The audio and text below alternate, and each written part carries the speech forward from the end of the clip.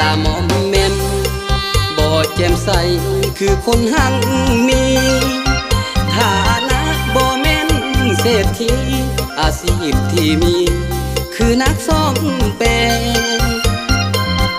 จากบ้านมาไกลมีแต่หัวใจ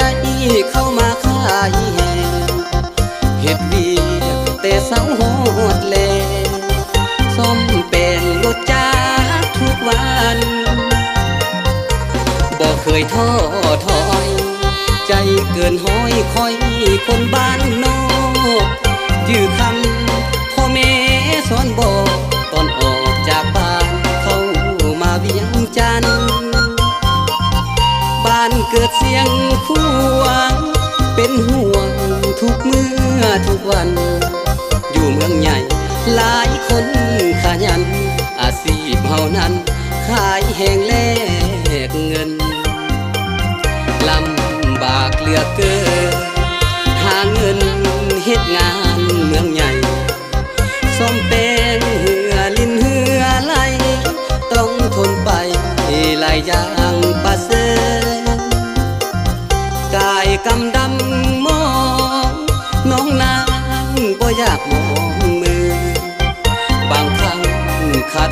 เคินทางเดินของนักซ่อมแปลง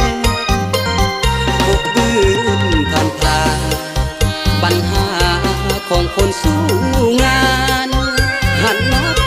แลกเงินหลายล้านให้ผ่านเฮาต้อง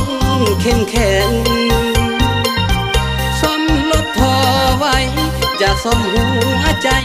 ของน้องคำแพงอิดเหนื่อยขอสิมีแฮงมีน้องแก้มแดงยิ้มให้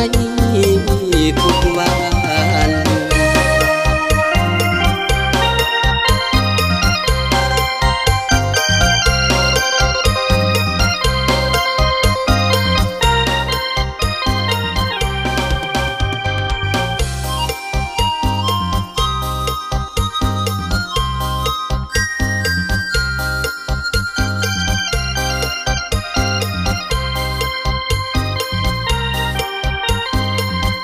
ลำบากเหลือเกิน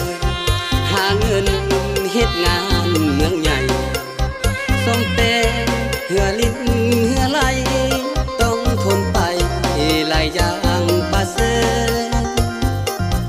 กายกำดำมองน้องนา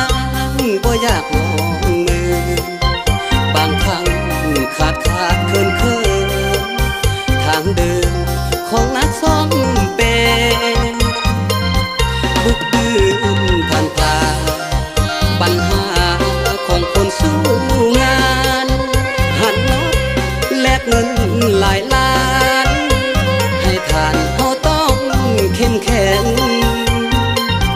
ซ่อมรถพอไว้อยากซ่อมหัวใจของน้อ